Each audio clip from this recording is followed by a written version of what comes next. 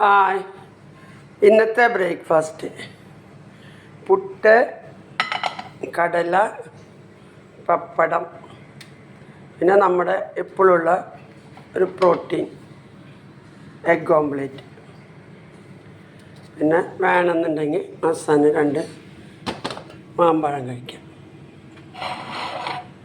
അപ്പോൾ ഇതൊക്കെയാണ് കേട്ടോ ഇന്നത്തെ ബ്രേക്ക്ഫാസ്റ്റ്. കുറേ പുട്ട് കഴിക്കാൻ പാടില്ല. നമ്മളിങ്ങനെ കറികളും സൈഡ് ഡിഷുകളും നിറയെ കഴിക്കണം. പുട്ട് കാർബോഹൈഡ്രേറ്റ് ആണല്ലോ. പുട്ട് കുറച്ച് കഴിക്കുക, കറി അധികം കഴിക്കുക. പപ്പടം ആവശ്യമുള്ളവർ, ഇഷ്ടമുള്ളവർ പപ്പടം കഴിച്ചാൽ മതി. പപ്പടത്തിലിപ്പോൾ ഒരു വിറ്റാമിനൊന്നുമില്ല. കാരണം മസ്റ്റായിട്ടും എഗ്ഗ് കഴിക്കണം. രാവിലത്തെ ബ്രേക്ക്ഫാസ്റ്റിൽ നോൺ വെജ് കഴിക്കുന്നവരൊക്കെ എഗ്ഗ് കഴിക്കണം. അപ്പം ശരി കേട്ടോ, ബായ്.